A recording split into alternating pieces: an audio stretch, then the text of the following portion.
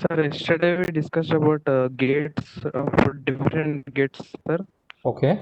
and, Okay. and lastly De Morgan's theorem, sir. Exactly. So thank you. Thank you, Maheshwar. So we saw De Morgan's theorem. We saw what are the types of gates available. We saw basic gates, universal gates, and special purpose gates, and all these things, right? So today we will continue our discussion and we will move into combinational circuits, and we will try and understand as to how these are employed. Fine. So let me just pull up the notes so that we can get started with our discussion. Can someone tell me why do we have to study this subject? What's the necessity? Digital electronic circuits.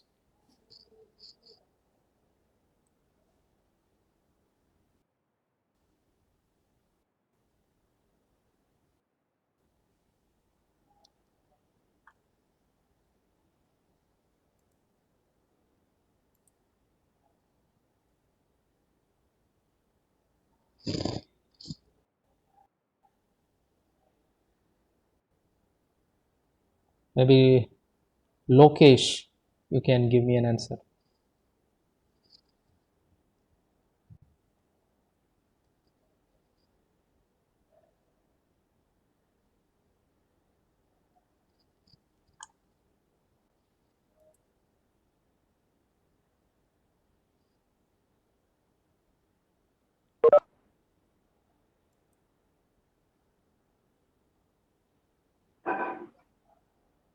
So most of the gadgets that we use today comprise of digital chips. Okay. Okay. Go on. And hence it's necessary. Fine. There you are. You're almost there. So as I told you in yesterday's class, today's world is all digital, right? So we are slowly moving on from an analog world into a digital world where it's all with zeros and ones. So when we have data in bits, in formats of bits, bytes, nibbles, okay, word, double word. So we need to deal with certain algorithms. We have to deal with certain rules and regulations, right? So this subject, logic design, actually deals with all of these stuff. Okay, so I think these were the rules that we discussed yesterday, right? And the De Morgan's theorem. So just to recap, De Morgan's theorem states that if you have AB bar, it can be split into A bar plus B bar.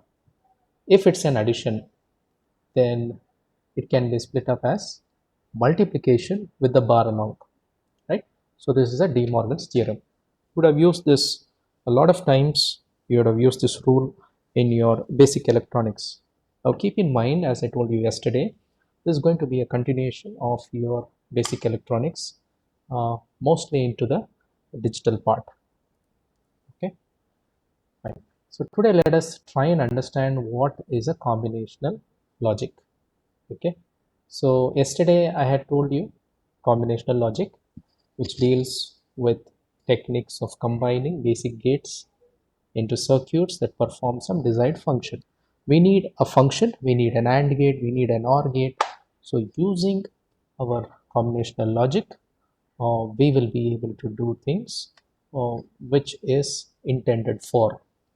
So if I ask you to give some examples, then it can be your adders, multipliers, encoders, mux. Mux is nothing but your multiplexers. Okay. So what is the specialty of a multiplexer? Can someone answer? Are you aware of multiplexers and demultiplexers?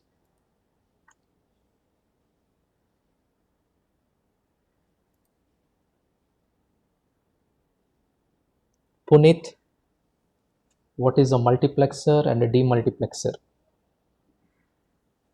Punit Kumar. No idea, sir. Okay. Harsha.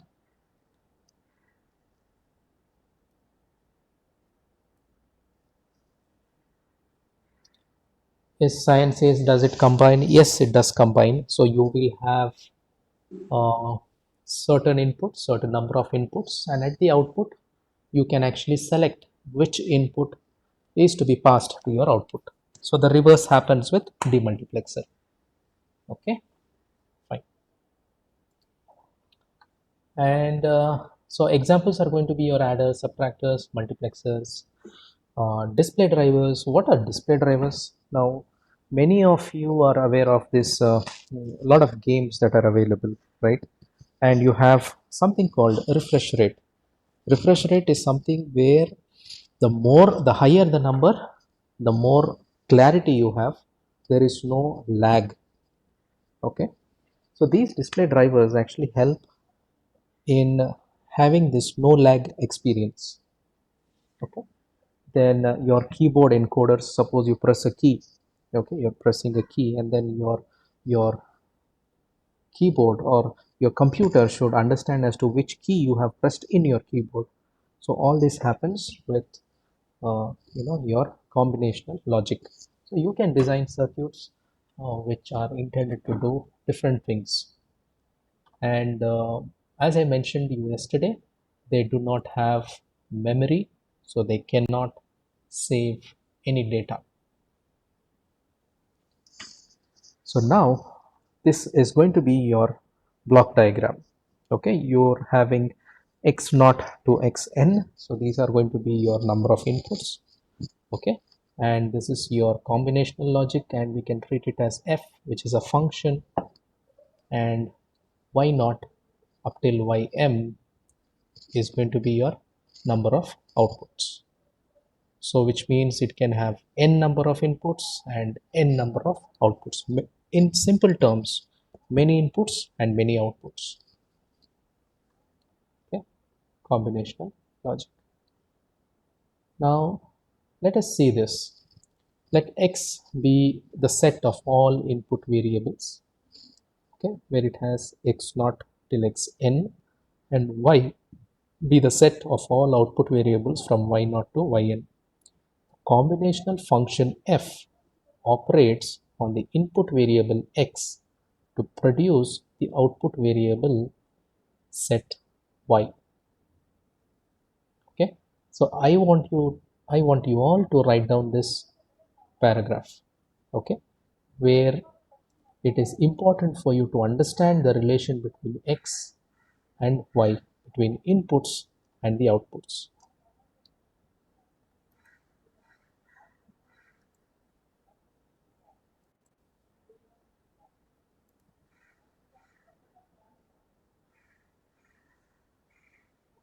And as I mentioned yesterday, I want you all to complete your notes, okay, so that it's not going to be hectic for you all. Then and there, try to sit and complete off your notes.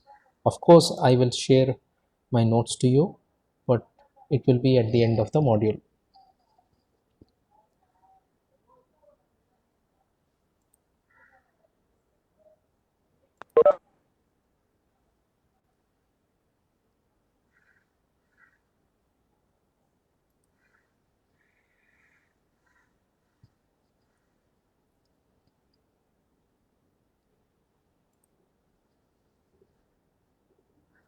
Fine. Output variables y naught till ym are not fed back to the input. So which means we have learned a concept called feedback in our previous semesters, right? What's the feedback? Part of the output is actually connected to input, but here we do not do that, right? So none of the outputs are connected to the input. So which means there is no feedback. The output is related to the input as y is equal to f of x, where f is what? Your function. F is your function. Now let us see an example, okay? Some problem statements to truth tables. So if you have a problem, okay, how will you go about designing a system? Okay? Before any combinational logic system can be designed, it must be defined. proper statement of a problem is the most important part of any digital design task. Now, let us say I tell you, okay, you design a digital system. The next question that you can ask is, sir, what kind of digital system? Does it need to be a counter, or does it need to be an AND gate, or does it need to be a combinational logic? So if I tell you that, okay, design a system which actually counts the numbers, then your problem statement becomes more specific. So you will be able to still understand as to what exactly that you are going to design. So having a very clear statement is very important. Okay, so have a look at the diagram where it talks about the problem statement initially. After the problem statement comes your truth table construction. What is a truth table? Can someone tell me?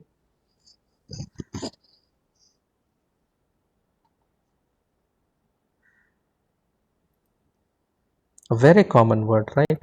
Truth table. Rajshekhar. Rajshekhar, can you tell me what's a truth table?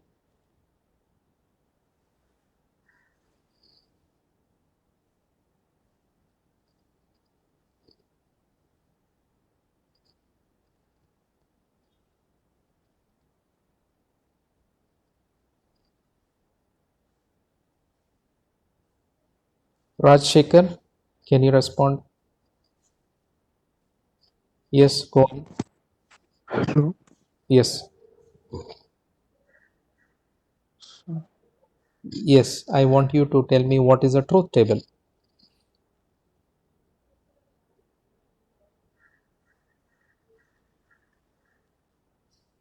Problem statement.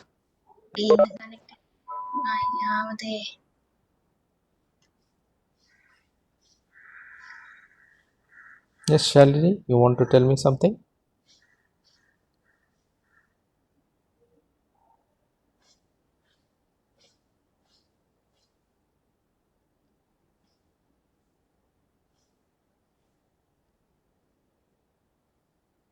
Anybody else wants to answer? What is a truth table?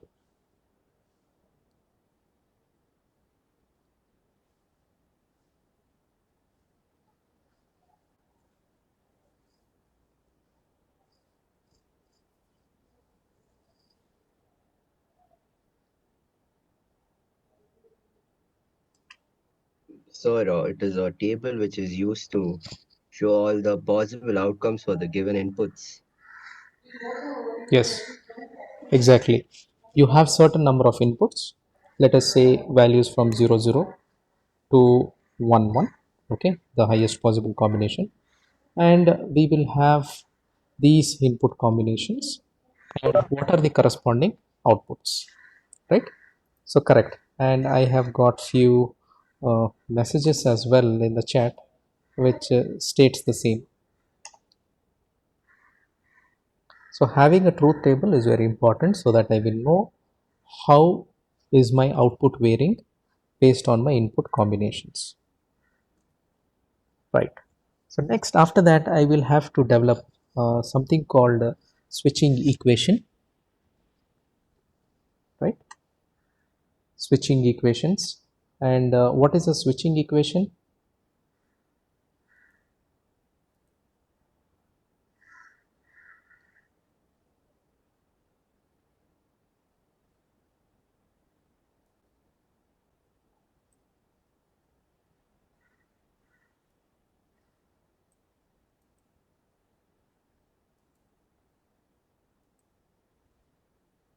There are equation in which at most one bit can be high.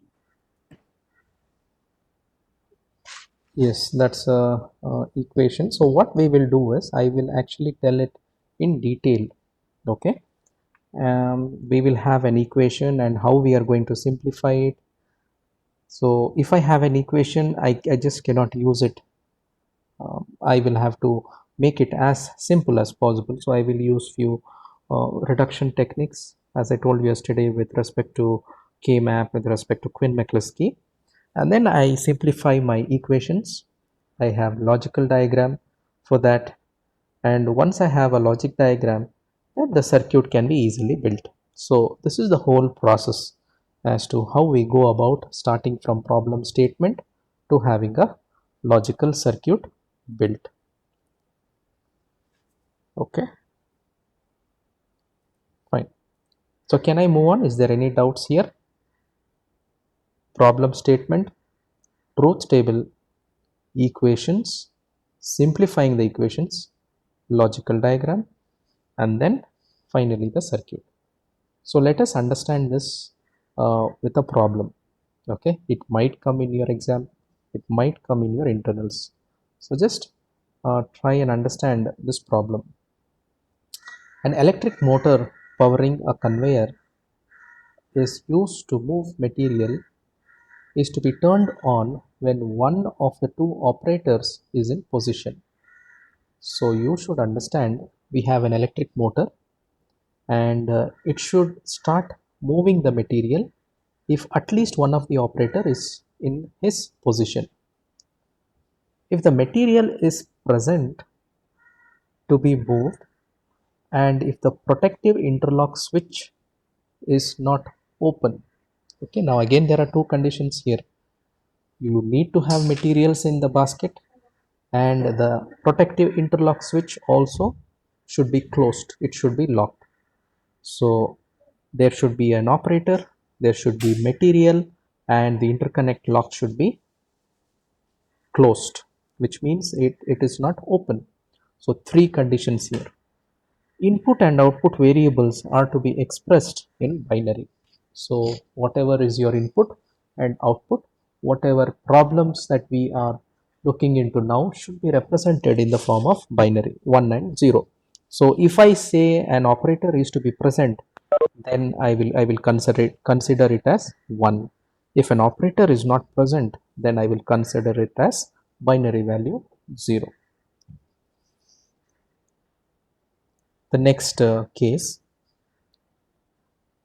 input and output variables are to be expressed in binary. That is, if the operator 1 is in position, then the associated variable is a logical 1. The motor running on, if its output control variable is at 1 and the motor is off if the variable is at 0. So this is a problem statement. So through this, next you have to develop a truth table. So how do we develop a truth table? Extracting data from statements. Okay, so that is what we saw here. This is a problem statement. What I told you is a problem statement. There is a construction work going on. There are two operators standing there. Okay, so I have to check if the operator is present or not. I have to check if the material is in the basket or not. I have to check if the interlock switch is connected or not. Right? So these are my parameters and that becomes my problem statement.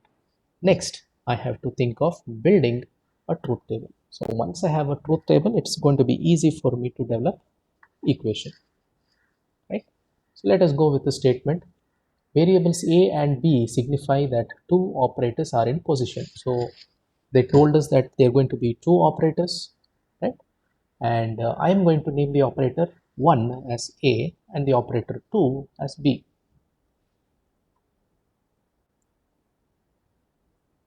Let the motor variable be signified by M. Now we have to check for the motor, right? If it's on or off.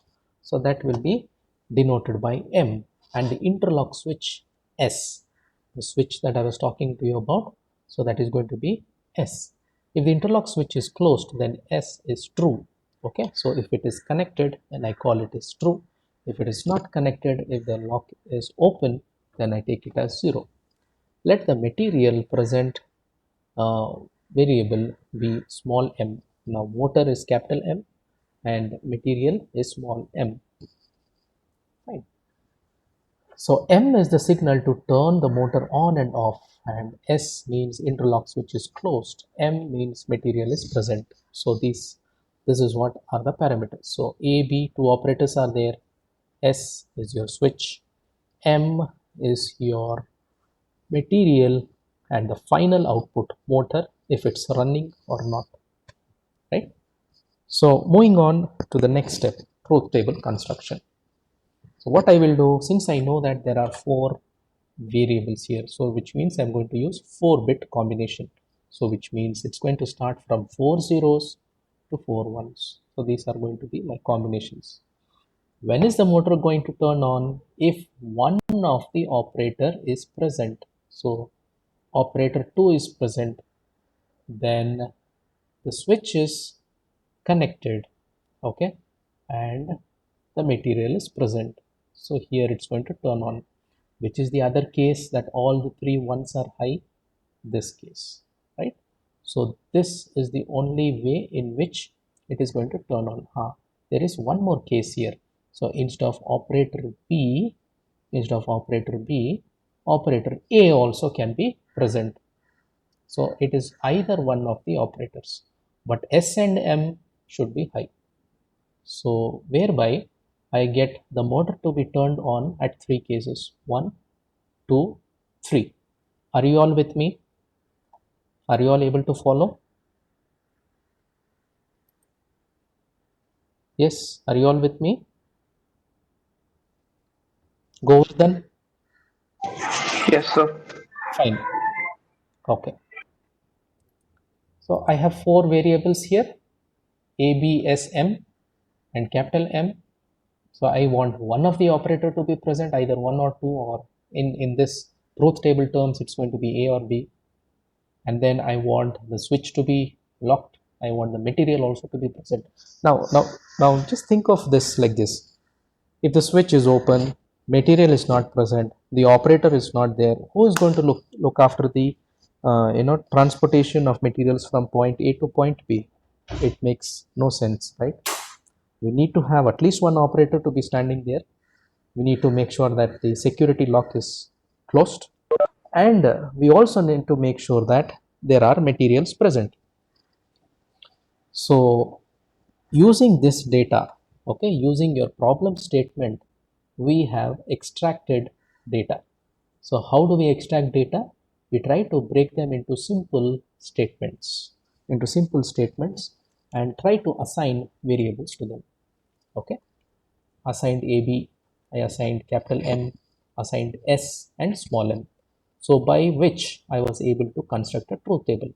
Now that I have a truth table, so it's very easy for me to create an equation, right?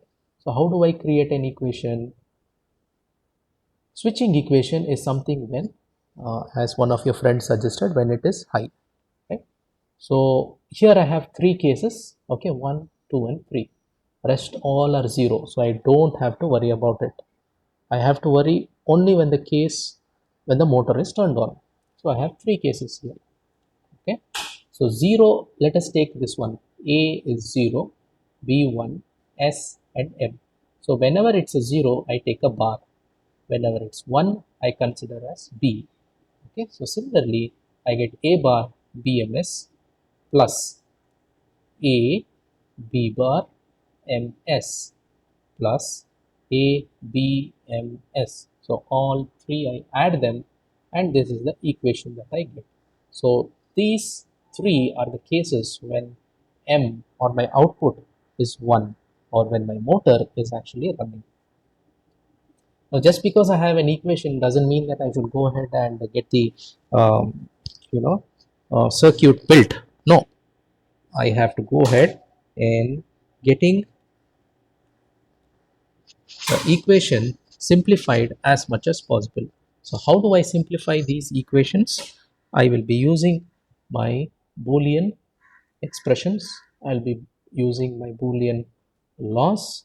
Okay, so just to go back, you can recollect these rules of Boolean algebra, right? So I'll be using these simple rules, and based on these rules, whatever is my complex equation, I try to reduce it into a simpler equation, but then still I should get the same output.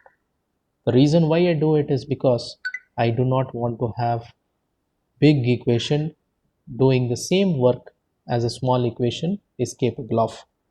So instead, I will have a smaller equation, have less number of gates, have make my circuit as small as possible so that there is less delay. Bigger circuit, it becomes hungry in power and delay. So when I say hungry, which means it takes more power, it takes more delay. Input and output should be instantaneous. As soon as I give an input, it should come across to your output. This happens only if your delay is too less. Okay, so this can be achieved only by simplifying my complex equations. So we have the switching equation now. So we are going to the next step, which is nothing but simplifying an equation. Once we have the equation simplified, as you all know, we will draw the logic diagram and the circuit consequently. So I have obtained these three equations. So my next aim is to actually get this simplified as much as possible. Okay. So I take the first term as it is. AMS is common. B plus B bar goes into the bracket. So as we all know, B plus B bar, I can eliminate it.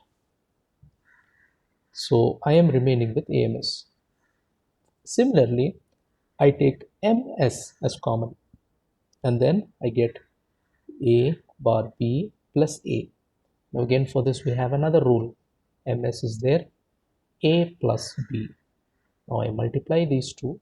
Okay, I can either have in the form of MSA plus MSB, or I can just use the same equation, the previous equation, if I don't wish to multiply. Now just imagine seeing these three different terms and these terms here, simplified terms. Okay, as soon as we see, we find that there's no relation between them, but actually they both are related. They both are one and the same, but a reduced format. Okay, so I have the equation here, which means I need to add two variables here, A and B, and that needs to be multiplied with M and S. So as you all know, I can use a OR gate for A plus B. I use A, B. So my output of OR gate is going to be A plus B. My next idea is to multiply this A plus B with M and S. So which means my AND gate will have three inputs. One is going to be A plus B, the other one is going to be M, S. So this is going to be my final equation of the logic diagram. So I got my equation simplified. I have the logic diagram ready. Okay, so this is how we go about breaking information into smaller pieces, assigning different variables to those statements, and then building truth table. Once the truth table is built, then we try to build an equation. Equation is built. I am not satisfied. I am going to reduce it as much as possible and then make it simpler so that that can be directly translated into a logical diagram. Fine. So I hope we all are clear till this point. So now we will see there are some deriving switching equations.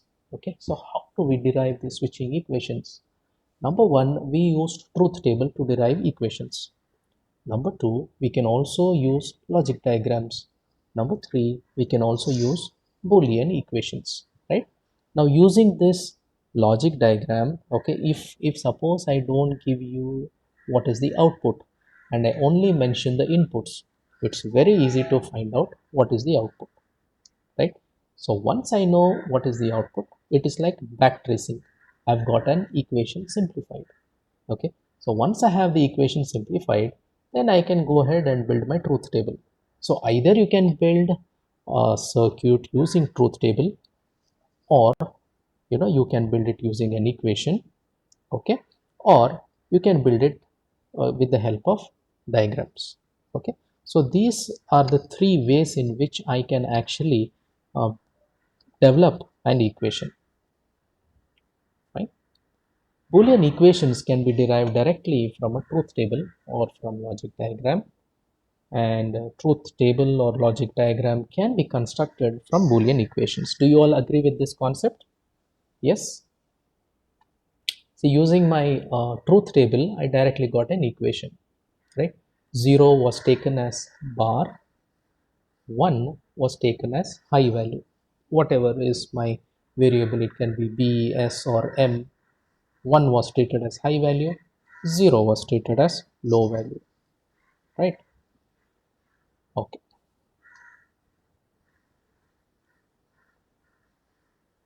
Now there are some important definitions that we really need to understand before we proceed.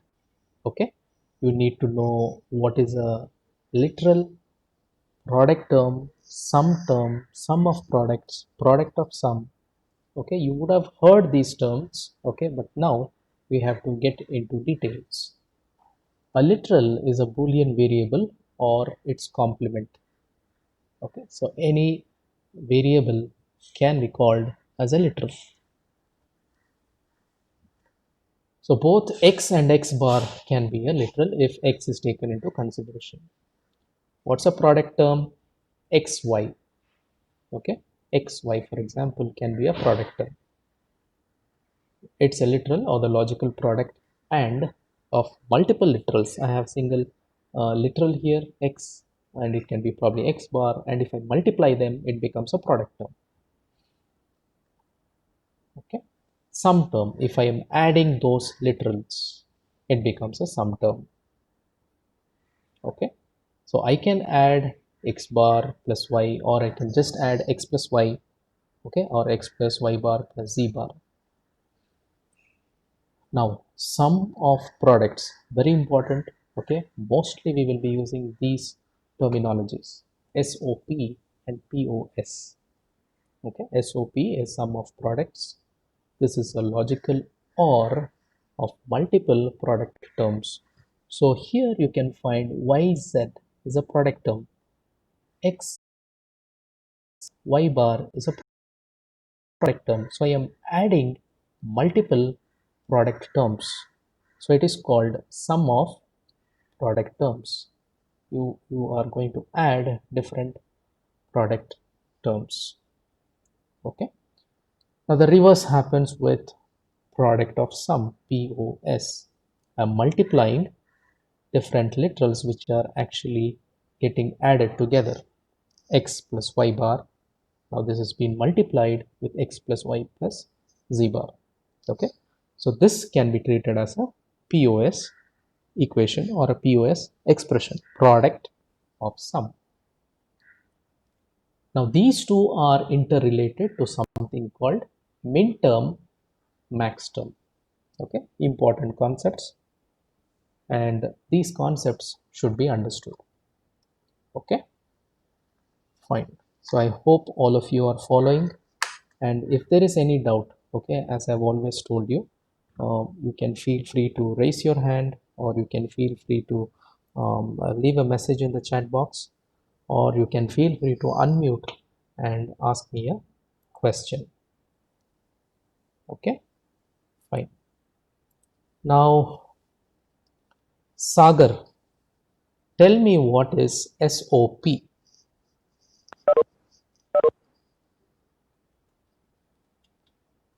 Sagar S.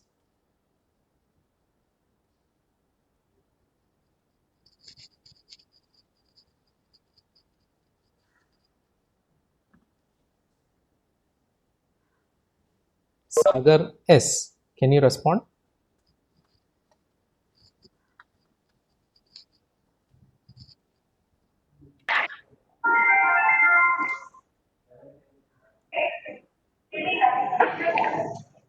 Bhargav, you have an answer? No, sir. No, sir. I just joined today. I missed the previous class. I just Fine. joined in the class today. Yes, Yeah. no problem. What you can do is I have posted the link. Yeah, Okay, videos. if you Yes, sir. I get it. Yeah. yes, so you can follow that, and if any doubts you can either get back to me or in the next class, or whenever possible, feasible, Yeah, sure, sir. you can Yeah. get back to me. Yeah. Okay. So Nikita, you want to tell me what's an SOP? Nikita MS. Sir, it is sum of products. Okay, so what do we understand by sum of products?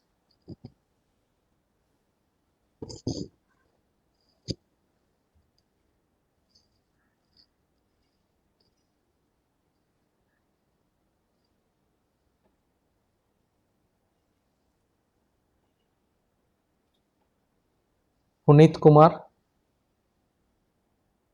you can help Nikita in answering.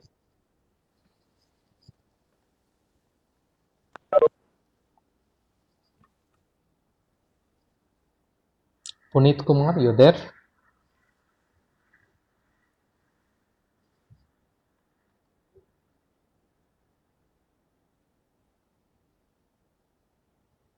Anybody else wants to answer?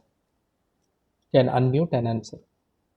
Sir, sum of product means like the summation of different literals which have been combined through a product form. Like product of multiple literals, if they combine through addition, it's known as sum of products. So we are using different product terms, and those product terms are in turn added. Okay, so that is your sum of products. So with pause, the reverse happens. Okay, fine. Now moving on with our discussion, we have something called min term and max term. As I was mentioning, min term is relating to SOP, POS, and min term and max term are relating to each other. A min term is a special case product, which is AND term. Min term is a product term that contains all of the input variables, each literal not more than once, that makes up a Boolean expression. Okay, so we will see this exclusively. I will tell you what is a min term. Okay, a max term is a special case which uses sum. Min term uses AND. Okay, keep in mind, min term uses AND, max term uses OR terms, sum terms. Okay, SUM. A max term is a sum term that contains all of the input variables, each literal not more than one, that make up a Boolean expression. Okay, so when I'm using a sum, then it's a max term. When I'm using a product, okay, then it's a min term. So with examples, I will actually explain you in the upcoming problems. Okay, now here if you can see, okay, so let us take this min term. I told you we are going to multiply them, right? Max term, as I told you, we are going to use or we are going to sum them. So this is one such example. And min terms are normally denoted by lowercase and max terms with uppercase. Okay, so just keep these things in mind as of now.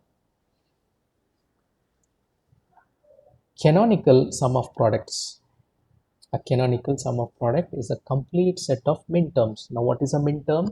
Min term is something which has an lowercase, okay, represented by lowercase, and also it is multiplied, right?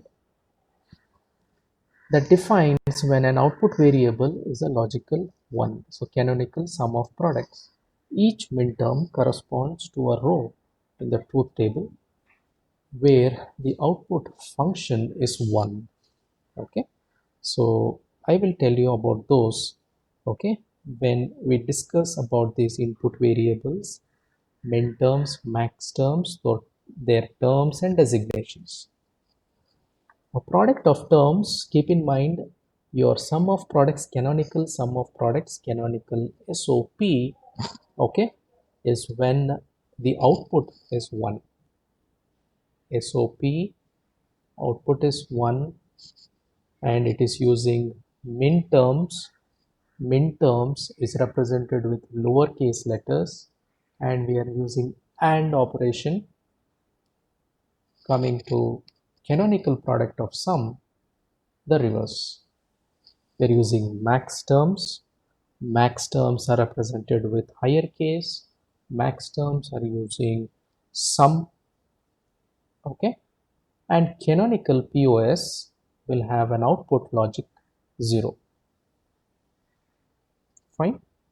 Any confusions as of now? You want me to stop? You want me to repeat again? Sir, will stop, sir. Are you able to understand so far what all we have discussed? Yes? Okay. So we have canonical sum of products and canonical product of sums. Okay. So what we will do is, the last thing that we will do is just see this truth table. Okay. So see this truth table where it has variables A, B, C. Okay. 3 variables. Then I told you min term, max term. How are they represented? They are represented with letters or variables or literals which are multiplied, which means AND operation is happening, right? And then not only that, we also see that max term has sum, and then it's represented in uppercase M0, M1, M2, M3, M4, M5, okay, and so on. So why is it here A bar, B bar, C bar? Because I'm using 0, 0, 0. Since it's a 3-bit, I'll be having 3 zeros till 3 ones. Okay, so A, B, C, higher value 1, 1, 1, A, B, C. Okay, so I call it as M7. Why is it M7? Because the value here is 7. The value here is 0. So I call it as M0. Lowercase, which means min terms. Okay, so these are the terms and these are the designations. I think we will stop here, students, and I'll be posting in the attendance in the classroom. Okay, so make sure you fill it up because it will be disabled in 5 minutes. Okay, as soon as I post, I will give you 5 minutes time to fill up your attendance. Okay, so we will continue in the next class with regards to canonical forms, and we will see few problems and equations as to how we can represent them. Okay, fine. Thank you. Thank you, sir. Okay, welcome.